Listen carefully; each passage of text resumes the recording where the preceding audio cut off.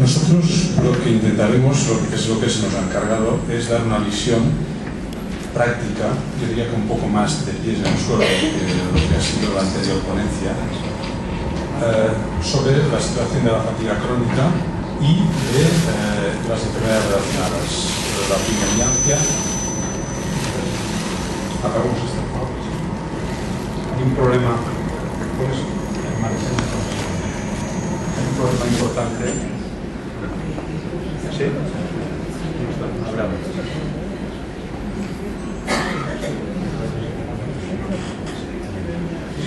¿Sí? No se escucha, Joaquín, no se escucha. No, pero profesor. ¿Sí? Yo soy profesor en Barcelona y tiene que ver.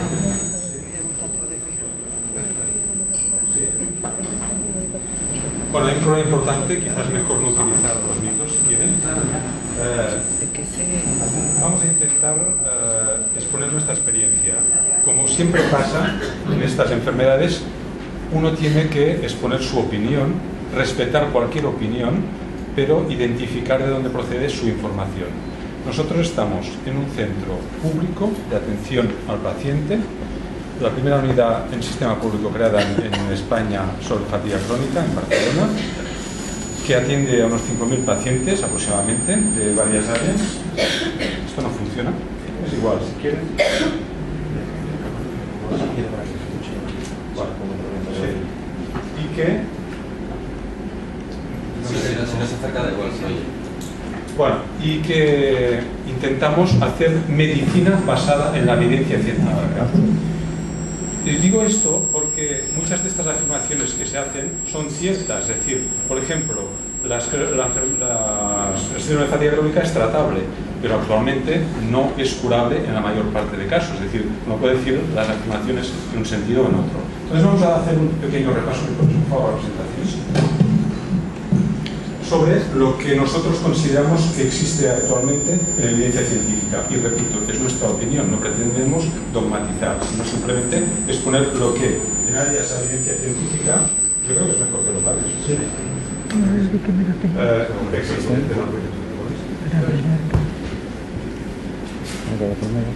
Un momento, que voy a poner otra cosa.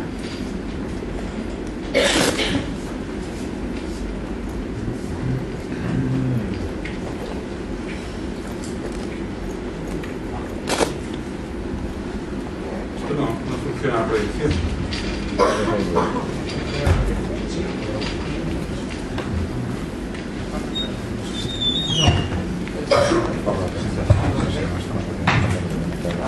Bueno, pues lo primero que quisiéramos decirles es el contexto de donde estamos.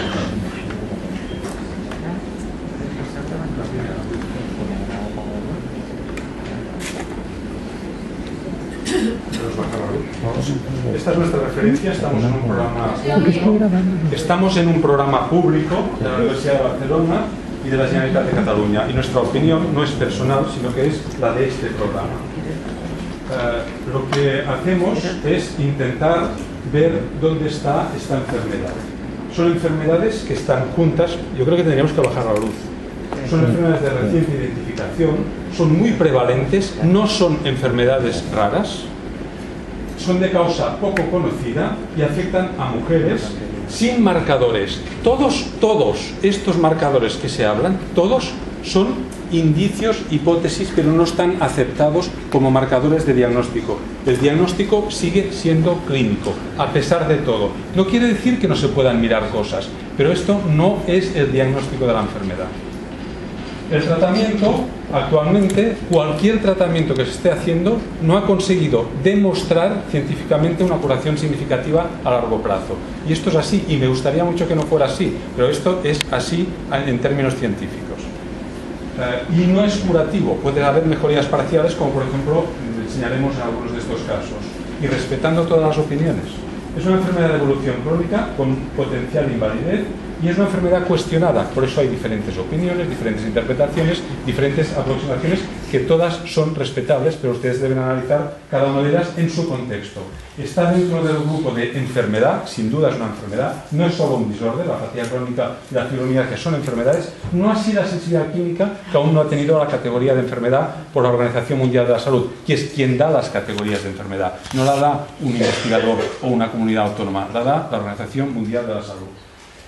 ¿Dónde estamos? El state of art de esta enfermedad es que estamos en un conjunto de situaciones. Muchos de ustedes no tienen una enfermedad, sino que tienen un conjunto de situaciones de difícil definición, de patogenia claramente neurológica, pero también con alteraciones de todo el organismo, sobre todo el sistema inflamatorio y del sistema inmunológico, con repercusión global a todo el cuerpo. Todos los órganos de nuestro cuerpo repercute la enfermedad. Se han hecho muchas propuestas de diagnóstico. En los últimos 15 años hemos tenido más de 10 propuestas diferentes. No había antes diagnóstico, en 10 años tenemos 10 propuestas. Esto quiere decir que no hay mucho consenso. Quiere decir que no nos aclaramos demasiado y esto confunde más que ayuda. Los actualmente oficiales siguen siendo los que reconoció la Organización Mundial de la Salud en el año 94. Siguen siendo estos a nivel oficial y las que propone la Sociedad Internacional de Fatiga Crónica. Y hay propuestas, lo que ha referido el doctor de Merleyer es una propuesta de un grupo de consenso particular, no un grupo oficial, sino es una propuesta que no difiere mucho ni uno del otro. Los 10 que se han hecho no difieren mucho, es decir, en algunos casos uno cumpliría uno y otro no, pero en la mayoría de casos se cumplen por igual. Y como decía antes, me gustaría mucho tener, pero no tenemos suficiente validez en todos estos marcadores y en otros muchos que se han propuesto. Son enfermedades similares. El que dice que tiene fibromialgia se parece bastante al que tiene fatiga crónica y se parece bastante al que tiene sensibilidad química múltiple, y en general habría que ir mirando al concepto global de síndromes de sensibilización central, es decir, el cerebro está afectado, responde diferente, responde mal, y este es el nombre futuro probablemente de estas enfermedades. El tratamiento que tenemos no es único ni es muy efectivo, es muy poco efectivo, y el único que ha demostrado en base a evidencia científica algo de seguridad en respuesta, que es una respuesta que oscila entre un 15 y 20% de mejoría, no más que esto, es un tratamiento multidisciplinar que está basado en informar al paciente. El paciente debe saber en primer lugar lo que tiene, hacer una adaptación de su actividad, una adaptación que no esté ni quieto ni haga más actividad de la cuenta, con ejercicio gradual controlado, que es esta sigla en inglés, y ayudándole a adaptarse a la enfermedad. Ayudándole. No quiere decir tratándole como si fuera una enfermedad psiquiátrica, que no lo es, sino ayudándole muchas veces pues simplemente con consejos médicos, a veces con consejos de adaptación laboral y a veces con soporte psicológico, que en algunos casos ha demostrado ser efectivo. Los fármacos se han planteado y se seguirán planteando muchísimos, ninguno de ellos ha demostrado curación a largo plazo, y me gustaría que fuera así, y ninguna combinación de ellos tampoco ha demostrado una efectividad especialmente alta. Por lo tanto, queda un poco reservado a la elección de cada uno de ellos. Sí que hay una alerta de la Sociedad Internacional sobre dos cosas. No psiquiatrizar la enfermedad, esto queda clarísimo a nivel científico, no es una enfermedad psiquiátrica, y quien diga esto está en el siglo XIX, ya no en el XX, en el XIX. Y los tratamientos antidepresivos hay que ser muy cauto porque hacemos más daño que beneficio. No hay que darlos por el hecho de tener esta enfermedad. Se implica, la implicación psiquiátrica es sobrevenida, es decir, un paciente que no puede trabajar, que no está bien, etcétera, ¿cómo va a estar bien su estado de ánimo? Pero esto no quiere decir que su enfermedad sea psiquiátrica. Hay poca implicación científica, aún nuestro conocimiento científico es bajo, y hay mucha discusión social, como pueden ustedes ver en todos los foros, sobre todo en Internet. ¿De dónde nos basamos en la información veraz? ¿De dónde puedo sacar una información veraz? Pues miren, nosotros la sacamos de las bases de datos científicos, sobre todo el PubMed, y de las sociedades científicas, la europea y la internacional. Recientemente, hace menos de un mes, hubo la última reunión en Ottawa, tengo aquí unas pequeñas imágenes, sobre la Sociedad Internacional de Fatiga Crónica, y les aseguro que no hubo avances especiales, ni en diagnóstico ni en tratamiento. Entonces, uno puede ver la botella medio llena o medio vacía. Nosotros queremos verla medio llena, pero quien la vea medio vacía tiene todo su derecho a opinar en este sentido. La reunión bianual tenía este lema: traslademos la evidencia, esto que hablamos, a la práctica, intentemos dar a los pacientes una solución. Las publicaciones que se ejercen en comunidad científica, en revisiones, en revistas revisadas y con criterio, solo hay unas 350 al año, de las cuales muy pocas son auténticamente originales. Muchas son de opinión o de discusión, pero hay muy pocos originales. Es decir, se genera muy poca información nueva. Y esto es un lastre que tenemos en este tema. Los criterios, siempre hay discusión, cada año, 2 años hay unos nuevos criterios.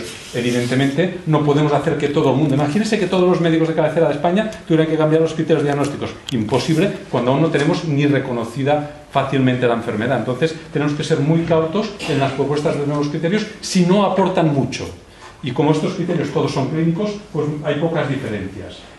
La historia del virus XMRV, a mi entender, está dando lugar a sus últimos episodios, y en cambio la discusión no. La discusión sigue abierta, pero yo creo que a nivel científico sí que se está cerrando pues, su implicación, que ya concretaré. Sí que hay algunos avances en temas concretos, cosas concretas de todo el espectro de la fatiga, sí que hay algunos avances, se consolidan algunos estudios de tratamiento.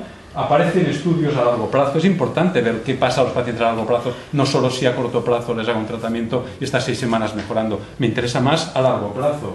Hay poco impulso a la investigación, por no decir nulo impulso a la investigación, y sobre todo lo que hay es mucha problemática del paciente en el día a día, mucha problemática de atención al paciente y mucha problemática social, laboral, legal, que hace que haya una polémica científica y en el entorno del paciente demasiado importante como para vivir tranquilos con la enfermedad.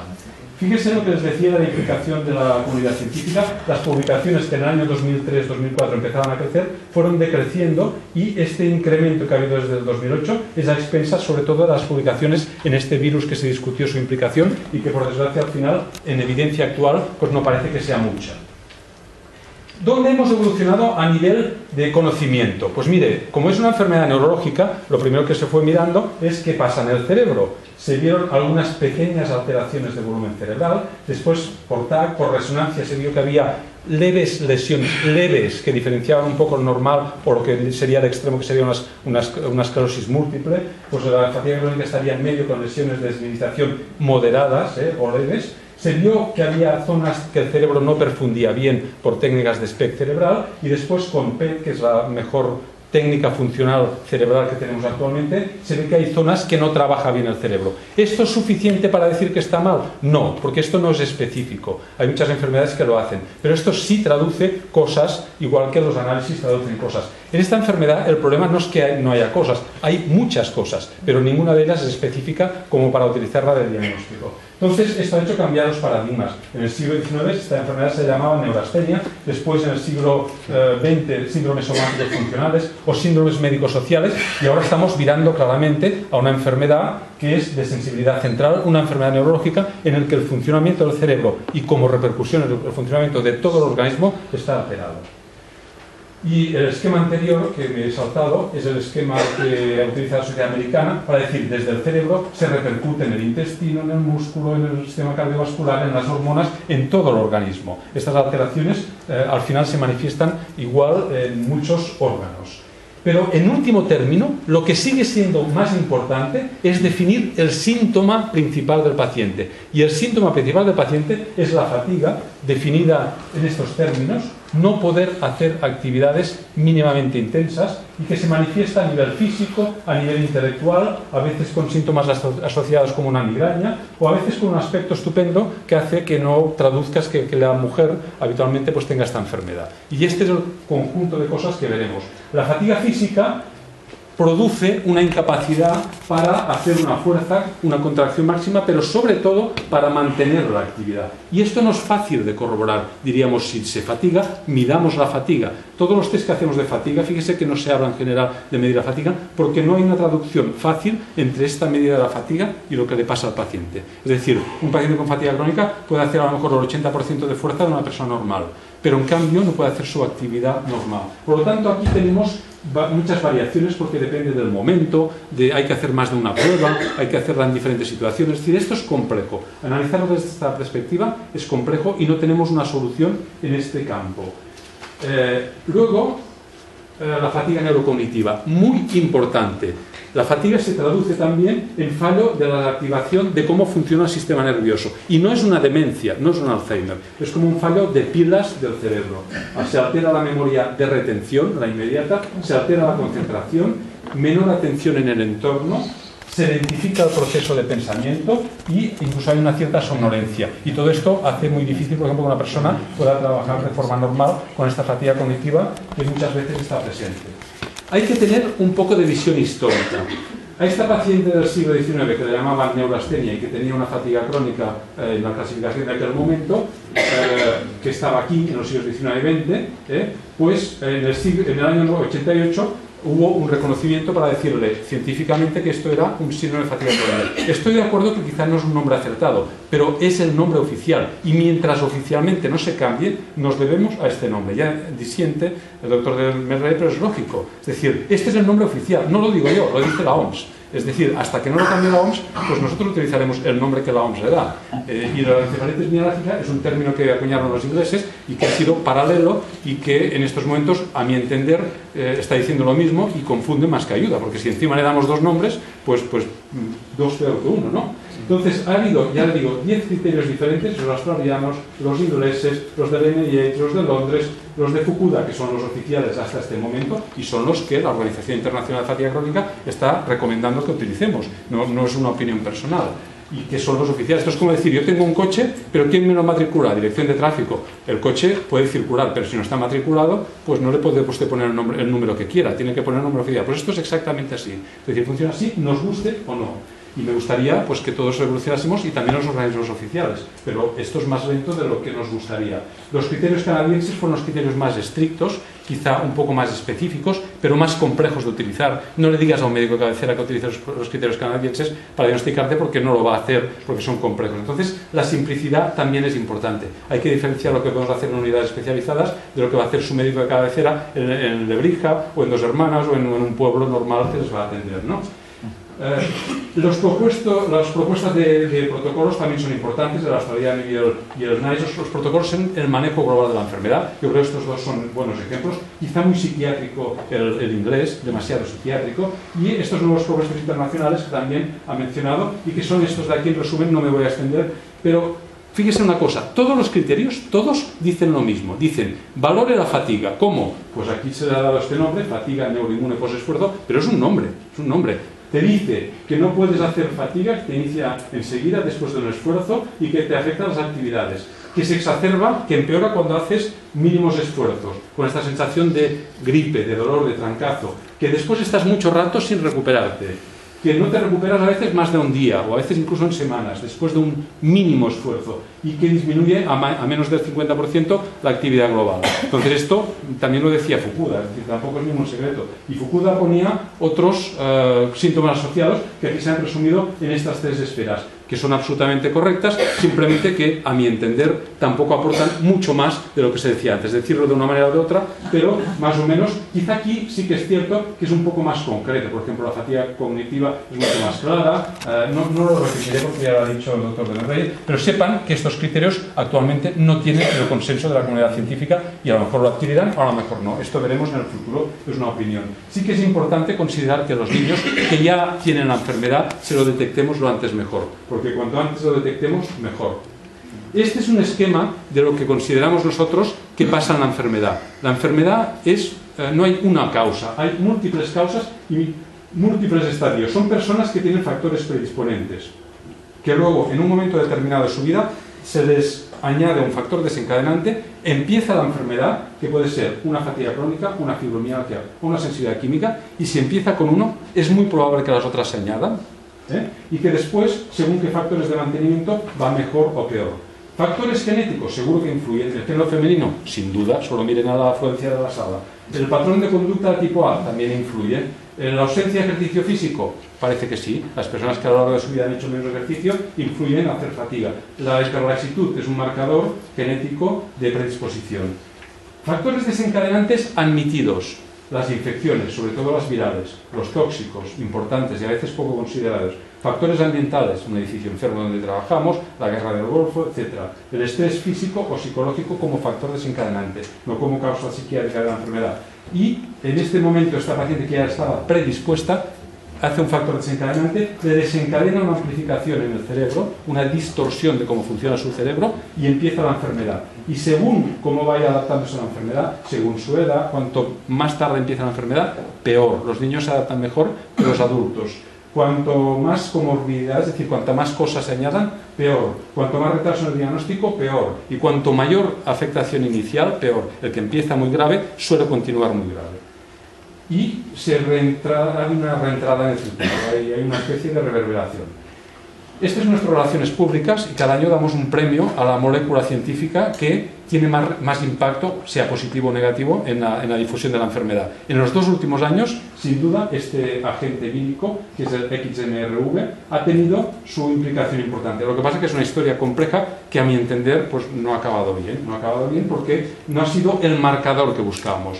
Este es un virus que se sabía hace unos 10 años que provocaba leucemia y linfoma en ratas, que se había implicado en el cáncer de próstata y que un trabajo en la segunda mejor revista de ciencia médica del mundo, el Science, en octubre de 2009, dijo que estaba presente en el 65% de fatiga y solo en el 4% de controles. Esto era importante, era muy importante.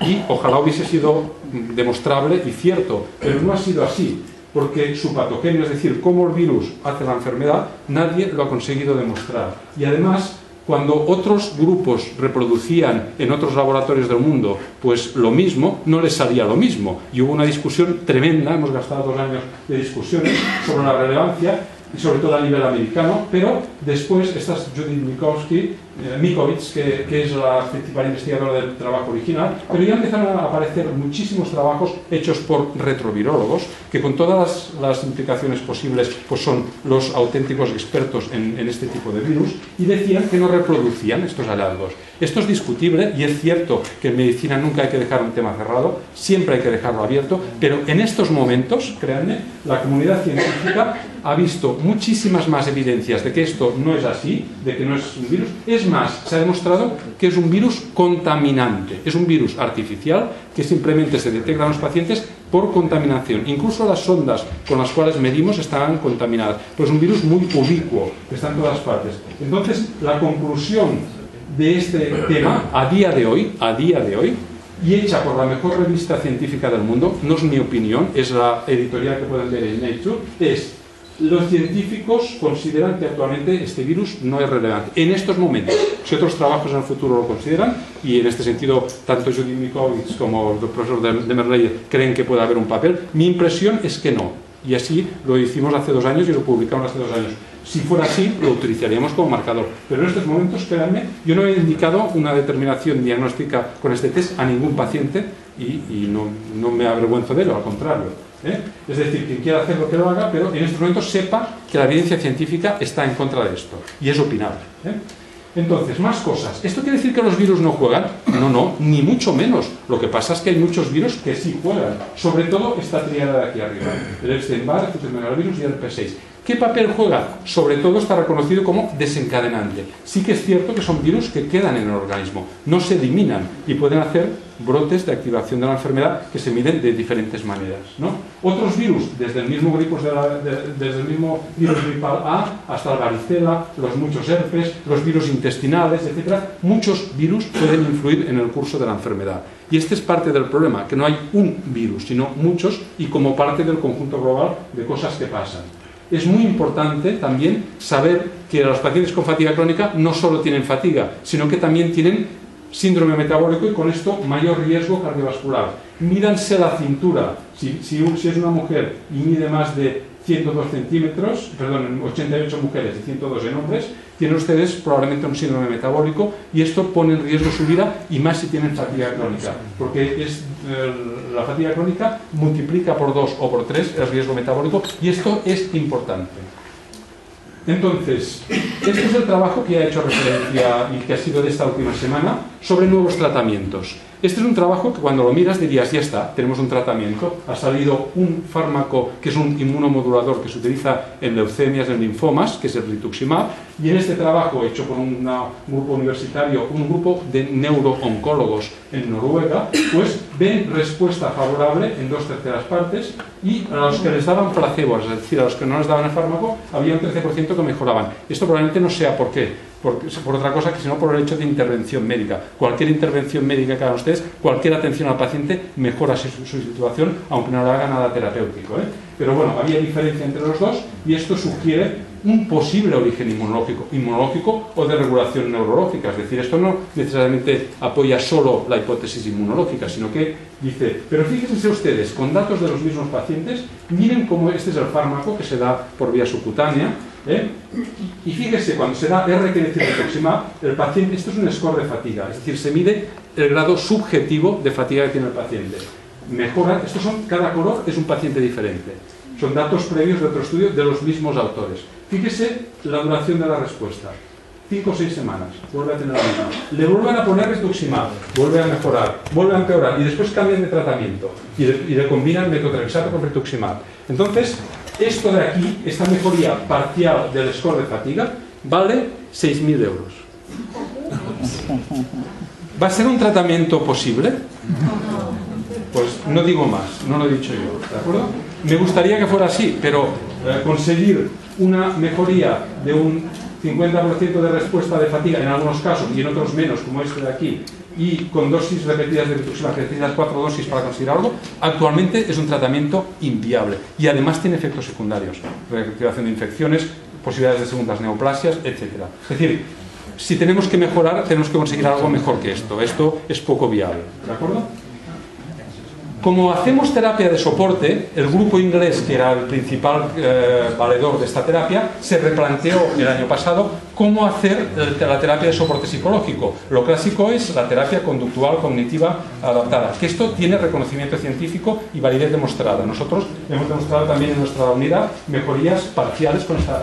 Y ellos dijeron, a lo mejor tenemos que hacerlo de otra forma, y inventaron esta palabra que es el pacing, que quiere decir de alguna manera como soporte. Es como si el médico dejara que el paciente se colgara de él y le ayudara a convivir con su enfermera, ¿no? Es un tratamiento adaptado, como un acercamiento al paciente, con el intento de llegar hasta donde el paciente no llegue, asumiendo un parte de su experiencia vital y haciendo como una simbiosis médico-paciente para buscar que la experiencia del paciente se traduzca en la mejoría de la experiencia del médico en la mejoría del paciente. Esto no es ninguna broma, lo publicaron en la revista clínica mejor de Europa, que es el Lancet, lo publicaron en febrero de este año, con 600 pacientes de todas las unidades de Inglaterra, es decir, que es un estudio casi del programa inglés, y que además tiene el interés no solo de valorar si este pacing que quieren hacer, esta nueva intervención de soporte psicológico era buena, sino que además miran qué pasa con lo clásico, con lo del ejercicio físico, controlado, con la terapia y con la atención médica especializada. Unidades sí, unidades no, ¿no? ¿Cuál es la conclusión de este estudio que está publicada y validada? Es que la atención médica especializada es necesaria, no se tienen que quedar ustedes con su médico de cabecera, sino si tienen una unidad mucho mejor, y la incorporación de terapia cognitiva y ejercicio gradual mejora moderadamente los resultados, moderadamente, no cura a nadie, mejora moderadamente, y cuando añaden esta estrategia al pacing no les va bien, y estos son los inventores, es decir, que ellos mismos valoran que no les va bien. Conclusión, pues la terapia conductual y el ejercicio son técnicas seguras y efectivas parcialmente en la mejoría de la enfermedad. Esto está publicado y ya está la evidencia. Hubo un editorial de la revista respecto, y dicen que es el artículo más importante en el tratamiento de fatiga crónica. No lo digo yo, lo dicen los editorialistas de Lancet. Y lo dice este grupo holandés, que es un grupo de referencia en fatiga crónica. ¿Cuál es la idea de hacer ejercicio controlado? Incrementar el nivel de actividad física y motilidad hace que la sensación de percepción de fatiga disminuya. Esto es lo que se pretende. ¿Y qué se pretende con la terapia conductual? Disminuir la atención del paciente en relación a los síntomas. No curamos los síntomas, mejoramos la percepción del paciente con los síntomas. ¿Por qué? Porque no podemos curarlos. Si los pudiéramos curar, ya los curaríamos, pero ya que no los curamos, intentamos mejorarlos. Por lo tanto, la palabra percepción de los síntomas es muy importante. importante, porque el paciente que mejora es el que tolera mejor o percibe mejor sus síntomas sin descontrolarse. Y créanme que a largo plazo esto es más importante que cualquier tratamiento de los que tenemos actualmente. Y me gustaría que fueran más efectivos. No es suficiente una atención médica cualquiera, hay que hacer, incluso la especializada no es suficiente, hay que hacer mucho más que esto, pero el pacing no es una aproximación adecuada y no hay que ir por esta vía. Se planteaba en esta editorial la posibilidad de curación, entre paréntesis, y salió enseguida la Sociedad Internacional, Ferber, que es el presidente, diciendo: miren ustedes, a día de hoy no es correcto hablar de curación, lo dice el presidente de la Sociedad Internacional, solo de mejoría en algunos casos. Y esto es la realidad, no es ninguna otra cosa. Y sí decir claramente, por una vez, y ya elevamos muchas, de que no es psiquiátrico, no hay que hacer aproximaciones psiquiátricas. Por favor, ya estamos en el siglo XXI, no hay que discutir más. Simplemente hay que buscar un afrontamiento para ayudar al paciente a conllevar su enfermedad. Y por lo tanto, incluso discute cómo incluyeron pacientes, etcétera, pero estas son discusiones secundarias en cómo hacer los estudios. Es decir, estamos en esto, no hay otra cosa y estamos en esto. Conclusión.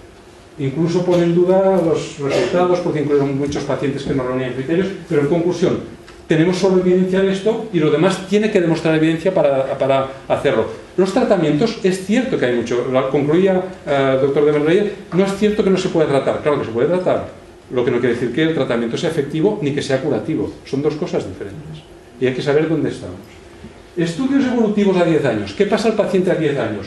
Pues pasa un estudio americano, publicado por Jason, y que dice, pues que no se cura, es una enfermedad que en la mayor parte de casos, hagas lo que hagas, es persistente, que afecta de forma que te invalida, no te deja hacer lo que hacías antes. Sigue siendo, a cabo de 10 años, lo más importante la fatiga, lo mismo que al principio. A cabo de 10 años, ¿qué es lo que le pasa a usted? Que me canso.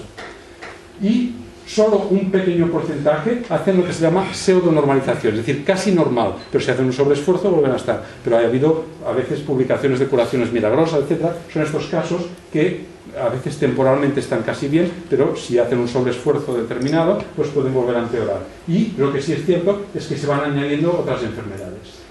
Podríamos definir incluso una serie de factores de riesgo para predecir quién puede estar en riesgo de esta enfermedad. Una mujer, habitualmente 20-40 años, con nivel educacional bajo o medio, antecedentes familiares de estas enfermedades o relacionadas, con trastorno de inquietud, angustia, otras enfermedades, inestabilidad emocional, con enfermedades crónicas, por ejemplo, hernias discales, tendinitis, hiperlaxitud, que generan dolor crónico y con una especie de inflamación crónica, ¿no? Con frecuentación médica, a veces con historias de intolerancias, alergia o asma, con estresores, su vida ha sido complicada, ha tenido problemas familiares, ha tenido problemas emotivos, ha tenido problemas laborales, o muchos de estos a la vez, con escaso ejercicio físico a lo largo de la vida, son personas sedentarias, que ha tenido una o varias infecciones que a veces alguna de estas ha desencadenado el inicio de la enfermedad y con un grado inicial de fatiga intenso. Este es el perfil de la paciente que va a hacer fatiga crónica, lo dice un estudio inglés.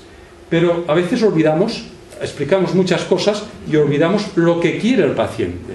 ¿Qué quiere un paciente con fatiga crónica del colectivo médico? Esto lo han hecho en un estudio polaco, pero polaco de Polonia, no de Cataluña, no llamamos polacos. Y que es un metaanálisis de 52 trabajos, y pregunta a los pacientes de las asociaciones de pacientes qué quieren del colectivo médico. Y mire lo que quieren. Quieren que se entienda su enfermedad, a ver si me pasa, dar sentido a los síntomas, que le expliquen por qué se cansa, no porque esté loca, sino que le expliquen por qué se cansa, tener un diagnóstico que tenga, mire, mi diagnóstico es este, tener un diagnóstico preciso, codificado, respeto y empatía, que decir conexión con el paciente del colectivo médico de los profesionales de salud, tener más información sobre la enfermedad, información veraz, no información cualquiera, y disponer de estrategias para mejorar su limitación. No piden, deme un fármaco que con una dosis me cure, porque esto ya intuyen ellos mismos que no va a ser posible y probablemente no va a ser así en los próximos 5 años. Y ojalá fuera así. Y mejorar su implicación social, que su entorno les entienda. Esto es lo que quieren los pacientes. Y creo que los profesionales de salud y los profesionales de derecho, los profesionales que estamos implicados en la atención a los pacientes, debemos considerar lo que quieren los pacientes. Es una realidad que la fatiga crónica no va sola. La fatiga crónica tiene un reflejo en una y múltiples enfermedades. Y nuestra experiencia en el Hospital Clínic, cuya fachada del reflejo aquí, es que se acompaña de muchos de estos síntomas asociados. ¿En qué porcentaje? Mire, nosotros hemos hecho un estudio de comorbilidad, es decir, cuántas cosas tienen a la vez los pacientes en el momento de diagnóstico, en blanco, al cabo de un año, a los 5 años. Pues mire, fibromialgia, 2/3 partes la tienen al principio y casi todos a los 5 años. Sequedad de mucosas, la mitad a los 5 años, progresivamente. El estado de ánimo, no como causa psiquiátrica, sino como disfunción, ansiedad, desánimo, la mitad a los 5 años, o 60%. El tiroides se va alterando hasta en tercera parte, y otras hormonas también, el cortisol. La sensibilidad química, 7%, 12 al año, 60% a los 5 años. 60% de pacientes que vemos en nuestra unidad a los 5 años tienen sensibilidad química. No es nada malo, y sino que se lo pregunten a los que tienen afectado. Y otras comorbilidades, trastornos del peso, síndrome metabólico, trastornos del sueño, hasta el 50%. Por lo tanto, la fatiga no es solo fatiga, es fatiga y otras muchas cosas, y una lista de cosas, ¿no? Entonces, ¿por qué se sobreponen estas enfermedades? Porque se van añadiendo sobre la base fisiopatológica común del síndrome de fatiga crónica cualquiera de estas u otras muchas que aquí no reflejo, porque tienen en sí la fatiga, el dolor y la hipersensibilidad que subyace en todas estas enfermedades, tienen un nexo común. Todas vienen del mismo sitio. ¿Y cuál es este nexo común? Pues hablaremos en un momento. ¿Todo es semejanzas? No, hombre, semejanzas y alguna diferencia. Por ejemplo, si queremos ser estrictos, por ejemplo, la edad de aparición de la fatiga es más joven que la fibromialgia de la sensibilidad. El dolor es el principal de la fibromialgia, la hipersensibilidad y la fatiga, pero cuando mezclas los síntomas, a veces hay pacientes que tengan una u otra, el segundo síntoma se interrelaciona. El segundo síntoma en la fibromialgia es la fatiga, el segundo síntoma en la fatiga es el dolor. Por lo tanto, ya me explicarán ustedes qué diferencia hay de esto, ¿no? Y la sensibilidad también, la fatiga es el segundo síntoma. El desencadenante, claro, muy frecuente en la sensibilidad química y en la fatiga, menos en la fibromialgia, a veces un traumatismo. El predominio femenino, tremendo en la fibromialgia e importante en la fatiga y en la sensibilidad química. La localización del dolor, piernas sobre todo en la fatiga y difuso en la fibromialgia. La afectación cognitiva, sobre todo en la fatiga y algo también en la sensibilidad, menos en la fibromialgia. Disfunción autoinmune, sobre todo en la fatiga. Activación viral, sobre todo en la fatiga.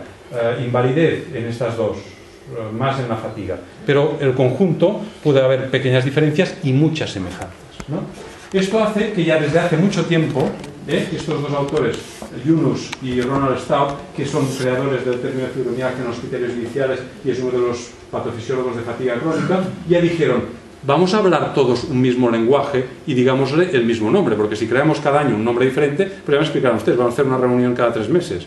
Entonces, ¿dónde vamos, no? Pues quizá les podamos llamar sensibilización central. Esto es un término científicamente muy adecuado, pero no aceptado como terminología oficial hasta ahora. Por lo tanto, difícilmente aplicable a un informe. ¿Por qué? Porque simplemente es un término que dice los síntomas con afectación similar, que todos traducen que el cerebro está más excitado, deberían llamarse lo mismo. Y aquí le llamaríamos síndromes de sensibilización central, que cursan con dolor crónico, que cursan con fatiga crónica, física o neurocognitiva, con sensibilización a productos químicos, sensibilización electromagnética o un conjunto de estas enfermedades, ¿no? Quizás esto sea el futuro para terminar con las discusiones terminológicas. Y evidentemente, ¿qué utilidad tiene discutir un criterio más, un criterio menos, cuando no vamos por aquí, cuando vamos a un término mucho más amplio? Pues yo creo que debemos ir a este camino. No generemos un camino de carro cuando tenemos que hacer una autopista. ¿De acuerdo? Esta es mi impresión. Entonces, todas estas enfermedades, la fatiga, la sensibilidad química, incluso la migraña, el síndrome de piernas inquietas, la disfunción temporomandibular, la cistitis intersticial, el dolor miofascial, el colon irritable y otras muchas estarían incluidas en este contexto. Entonces hay que ver en cada paciente, en cada momento, cuál de estas es más importante, cuál prevalece. Vamos a hablar muy brevemente, ya porque el tiempo es corto, de sensibilidad y de sensibilidad química, que es un poco la addendum que se me ha pedido que haga. Es evidente, nadie va a discutir, que en los últimos 10-15 años los fenómenos de sensibilidad, alergia, intolerancias alimentarias y sensibilidad a ondas electromagnéticas, lo que se ha llamado electrosensibilidad, han aumentado de forma exponencial. Un reflejo práctico: vayan a un supermercado y miren cuánta leche hay entera y cuánta leche hay desnatada o ya que no lleve ninguna lactosa, que sea vegetal, de soja, de avena, de lo que quieran. Va a haber más pronto de la otra que no de leche de vaca.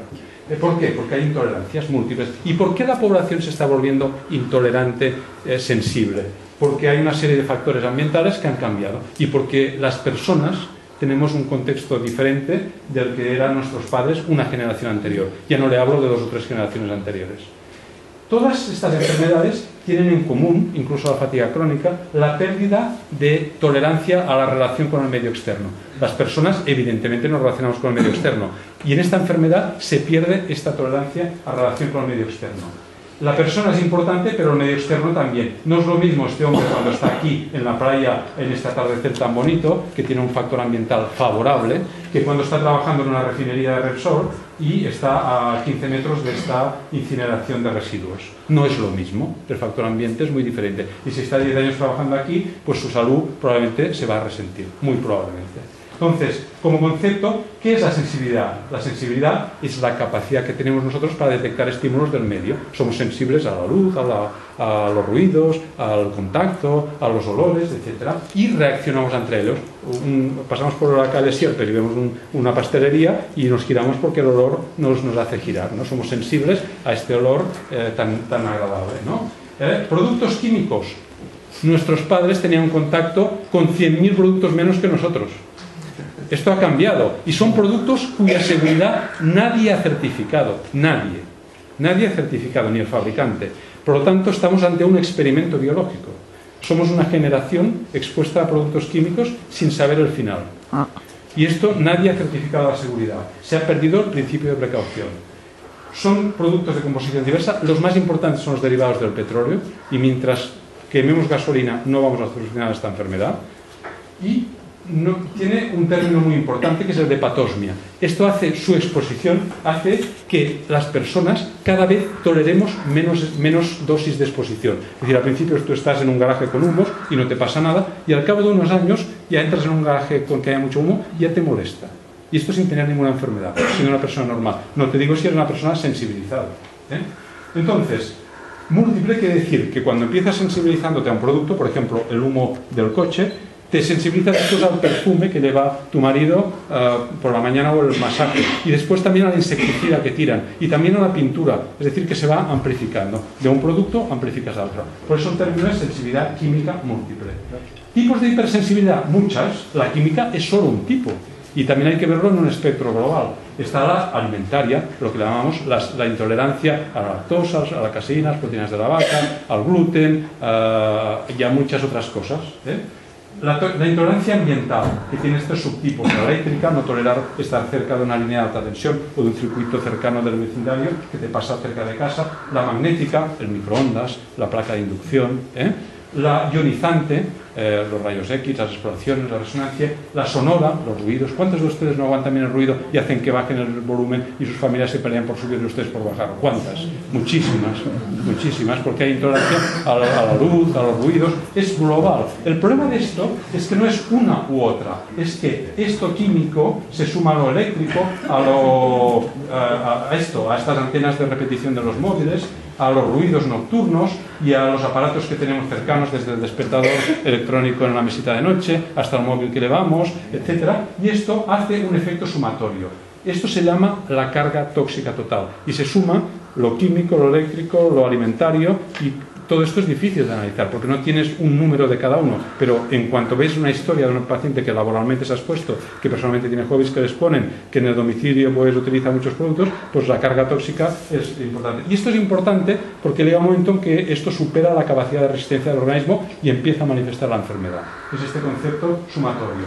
Y la sensibilidad química múltiple, actualmente no reconocida como enfermedad, pero sí como trastorno. Hubo una conferencia de consenso hacía más de 10 años que, como definición, dice: es una entidad clínica caracterizada porque el paciente presenta síntomas, respuestas sintomáticas recurrentes, que cada vez que lo hace le vuelve a presentar ante exposiciones químicas, por ejemplo, un humo, un detergente, un insecticida, un cosmético, a bajo nivel, a más bajo de lo que otra persona tolera. Es decir, su vecina no le pasa lo mismo, a su compañera de trabajo no le pasa lo mismo, pero a ella, cuando se expone, nota que inicia síntomas, que ahora son síntomas muy diversos, no hay uno solo, sino múltiples, y que antes los toleraba ella misma y que la mayor parte de individuos no los tolera. Esto es la definición básica, pero no es una definición con marcadores, es una definición clínica, como en todas estas enfermedades. Esto es una revisión que hemos hecho este año en Medicina Clínica sobre el contexto científico donde se mueve esta sensibilidad química múltiple y que tienen ustedes a disposición en Internet. Epidemiología, ¿qué frecuencia tiene? En Estados Unidos hasta un 15, incluso un 30% en algún momento de su vida son personas de la población general que pueden ser especialmente sensibles a productos químicos, pero solo un 2 o un 5% reunirían los criterios de sensibilidad química, y de los cuales casos graves habría 1 de cada 2.000 personas. Es decir, en la población general, más o menos 1 de cada 2.000 personas pueden tener una sensibilidad química grave. En España, potencialmente sensibles 15 millones, criterios 250.000 y grave 25.000 personas en España. No es ninguna tontería. No es una enfermedad rara, es una enfermedad que además está en ascenso. O sea, si hablamos del año que viene, más. ¿De acuerdo?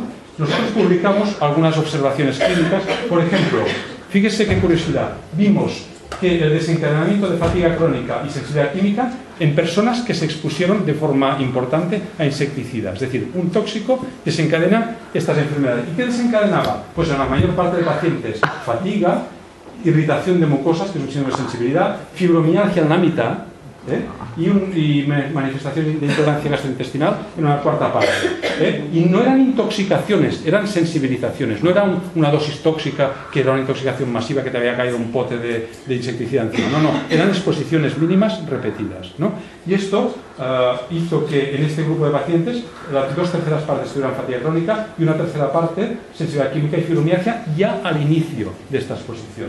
Los síntomas: fatiga, cefalea, estos síntomas irritativos de mucosas, de ojos, lagrimeo, sequedad de garganta, tos, irritación, sensación de ahogo, sensación de náuseas, picor de los ojos, ahogo, mareo, inestabilidad. A veces una sensación de desconexión, como si no estuvieras ahí, como si te hubiesen hecho un flash y te quedas en otra situación, como desconexión neurocognitiva, distermia, la temperatura te baja, te desorientas, un sabor alterado de la boca, la voz se altera, no puedes hablar, palpitaciones, mareo, etc., ¿no? Esto tuvo repercusión en la prensa y salió la presidenta de una asociación pues explicando este trabajo y diciendo pues que demostramos pues que la fatiga crónica podía tener un desencadenante tóxico, incluso pues con una cierta relevancia mediática. Y cuando lo miramos al revés, nosotros tenemos en el hospital una unidad de sensibilidad química, una unidad de toxicología. Cogimos al doctor Nogué, que es el que miraba a los pacientes que venían de ambiente laboral y que tenían sensibilidad química de origen laboral, y le dijimos: ¿y qué les pasa a estos pacientes? Pues miren, de una serie de 52 pacientes, 50 que tenían sensibilidad química de origen laboral, además tenían fatiga crónica. Y además, la mitad de ellos tenían fibromialgia. O sea, lo mires al derecho o lo mires al revés, estamos hablando de lo mismo. Por lo tanto, no seamos cortos de miras. Miremos no el árbol, miremos el bosque. Porque si no nos vamos a entretener en pintar el árbol y no vamos a ver el bosque, ¿no? Esta es un poco la idea que tenemos, ¿no? La conclusión de este trabajo es que en todo paciente que tenga sensibilidad química debe descartarse fatiga crónica, y en todo paciente que tenga fibromialgia, sensibilidad química, es decir, valorar todo lo que le pasa al paciente, no solo una cosa, que es lo que suele pasar a los reumatólogos. Usted tiene fibromialgia y no me explique nada más, tiene fibromialgia y punto. Pues no es verdad, mal hecho. ¿Cuáles son estos agentes desencadenantes? Sobre todo los insecticidas, organoclorados, organofosforados, carbamatos, sobre todo los organofosforados, pero cualquier insecticida lo puede hacer. Los hidrocarburos, muy importante lo que estamos consumiendo con los coches, calefacciones, etcétera, y como no cambiemos no vamos a mejorar. Los irritantes, disolventes, compuestos de cloro. El cloro en el agua, yo creo que tenemos que plantearnos a largo plazo utilizar otra forma que no sea el agua, porque ustedes verán que no pueden ir a la piscina por el cloro. Y esto cada vez más, y además nos estamos bebiendo el cloro. Nos estamos bebiendo, lo cual parece un atentado a la salud. Y compuestos múltiples que en edificios cerrados te hacen una concentración de varios compuestos a la vez. Estos edificios enfermos tan bonitos estéticamente, pero tan malos para la salud. Circunstancias de aparición, muchos relacionados con accidentes laborales, enfermedades profesionales, y una tercera parte por enfermedades diferentes, por tener fatiga crónica o fibromialgia. ¿Y cómo validamos la sensibilidad? No hay marcadores, igual que en la fatiga crónica. Hacemos una escala, tenemos un test que está validado por Claudia Mir en Estados Unidos y estamos haciendo la validación española, que mira escalas de exposición inhalatoria y no inhalatoria y que es orientativo, pero es muy útil. A más puntuación, mayor exposición, y junto con los síntomas y la alteración de la vida diaria, valoramos una escala de 0 a 4 de afectación percibida. Son pacientes que suelen venir con síntomas de dermatitis irritativa, labial, facial, como pueden ver aquí, a veces muy intensa, como esta rosácea, que es por exposición química. Esto le aparece cuando se expone a un irritante químico, en este caso era amoníaco. y otras veces hacen lipoatrofia simplemente por afectación electromagnética, estas zonas de contacto. Esta era una mujer de la limpieza que tocaba las mesas de metal, que tenía electricidad electrostática, y al cabo de unos cuantos días hizo esta atrofia de la musculatura. Esta paciente después desarrolló fatiga crónica también. Laboral versus no laboral. ¿Cuál es más importante? Este es un estudio que publicamos analizando las laborales de las no laborales. Y fíjense, curiosamente, los pacientes que tienen sensibilidad química no laboral están peor. ¿Y saben por qué? Porque las que están de origen laboral, el cuestionario es peor, tienen más fatiga, más fibromialgia. Como les quitas el agente desencadenante, le cambias de sitio de trabajo si puedes o identifican a la gente, pues pueden mejorar parcialmente. En cambio, las que no son laborales no hay ninguna mejoría, no hay ningún factor que puedas evitar. Esto lo tenemos también publicado. ¿Cómo va a largo plazo? Ya para acabar, pues primero hay una exposición, después hay una provocación progresiva, lo que llamamos una sumación. Hay una fase en que no se ve la enfermedad, que hay un enmascaramiento, el paciente tiene síntomas pero no los expresa claramente, se amplifica en algún momento, se sensibiliza a muchas otras cosas cruzadas, del insecticida al cosmético, del cosmético al detergente, etc. Y luego el paciente pierde la tolerancia, se llama abdicar. El paciente, su sistema de tolerancia ya no puede más y abdica y aparece la enfermedad. Esto, reflejado en un esquema de Claudia Miller, es este que habrán visto en alguna publicación. Esto se llama la pérdida de tolerancia de origen tóxico, la abdicción. Esto es un iceberg que quiere decir que mientras está por debajo no se ve la enfermedad, cuando aflora solo se ve una parte de la enfermedad de todo lo que hay. Hay una exposición inicial que después se va repitiendo, se pierde la tolerancia y luego hay un desencadenamiento que hace aflorar los síntomas. Y fíjese que nota curiosa, el médico, que es este barco, llega contra el iceberg, que es el paciente, choca y se hunde. Es decir, que los médicos no podemos afrontar la enfermedad, ¿no? Es un esquema simple de decir, esta es la realidad de la enfermedad. Mucha no se ve y la que se ve solo una parte de lo que pasa. ¿De acuerdo? Hay un fenómeno muy importante que es la base de todas estas enfermedades, que es el fenómeno de sumación. Esto es un estímulo y una persona normal es sensible al estímulo, hay quien más, como los de arriba, o hay quien menos, y el estímulo después deja. Por ejemplo, una exposición a un olor. Yo lo noto, le provoca una cierta reacción, pero no pasa nada. Una persona sensible le provoca una reacción y se queda con una cierta pérdida de tolerancia. Pero si esto lo repetimos una vez, otra vez y otra vez, se va amplificando. Una persona normal hace un incremento de amplificación leve, pero una persona sensibilizada, esta amplificación en rojo es cada vez mayor y esto con el tiempo se va separando y esto llega a un momento en que el dintel lo supera mucho antes una persona sensibilizada. Es decir, lo que no se aceptaba antes, que pequeñas exposiciones a productos repetidos a lo largo del tiempo no eran tóxicas, esto no pasa nada por tener el contacto con amoníaco mucho tiempo, no pasa nada. Pues ahora sí se sabe que esto puede sumarse y dar este efecto repetido, parecido a lo que hacemos cuando estamos en la epilepsia estimulándole con luz a un paciente. No pasa nada, pero hazle 3 horas esta estimulación, al final el paciente convulsiona, ¿no? Pues esto son años y años de exposición y de sumación de este fenómeno. ¿Dónde pasa esto? Aquí, en el cerebro, en el sistema límbico, es una zona profunda del cerebro de estructuras muy importantes, que el desarrollo de estas estructuras causa alteración del dolor, del sueño, de la respuesta al estrés, de desregulación y a veces puede empezar con dolor, a veces con sensibilidad, a veces con fatiga o a veces con una mezcla de los tres. Y en la base última, no entraremos en esto, está cómo los neuroreceptores, neurotransmisores son sensibles a estos problemas inmunológicos, inflamatorios, endocrinos y se altera no uno, porque si no lo intentaríamos medir, se alteran muchos y este es parte del problema, que tenemos muchas cosas y no sabemos cuál de ellas es más importante que otra, ni mucho menos cómo modificarla. Hacemos pequeñas aproximaciones. Imagínese que este nuevo fármaco altera solo un pequeño receptor de aquí, pero no los otros.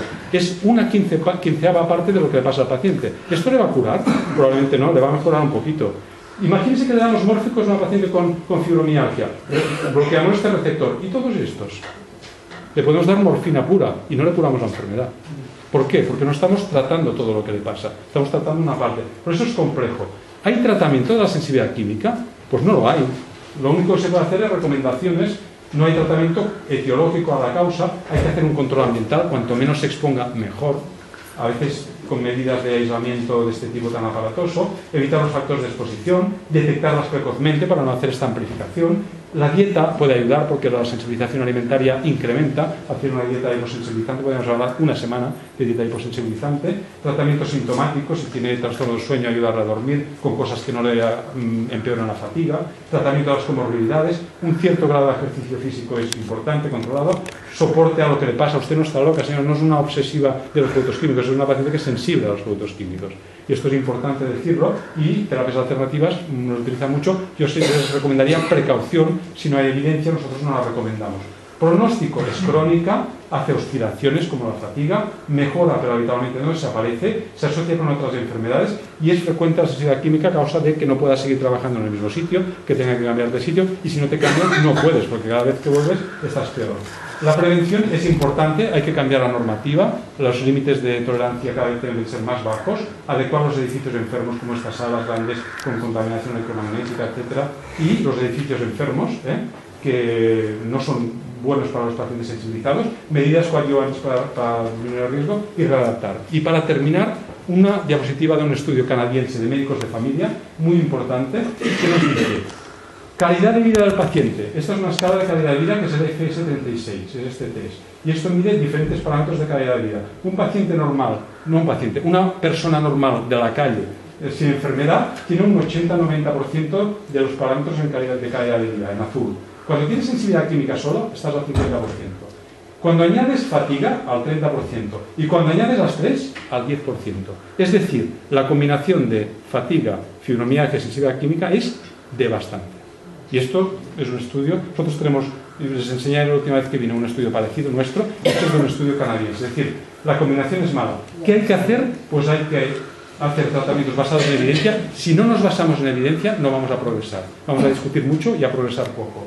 Hay que aplicar criterios consensuados, no hacer protocolos o criterios porque sí, sino para que sean útiles y no para poner uno más.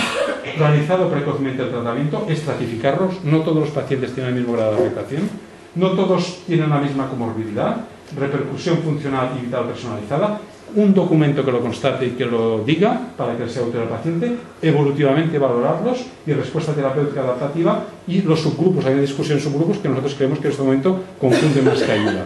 Esta es nuestra propuesta. Hay opiniones, por ejemplo, esta de aquí de Greg Crosswood, de que hay que entender como una enfermedad de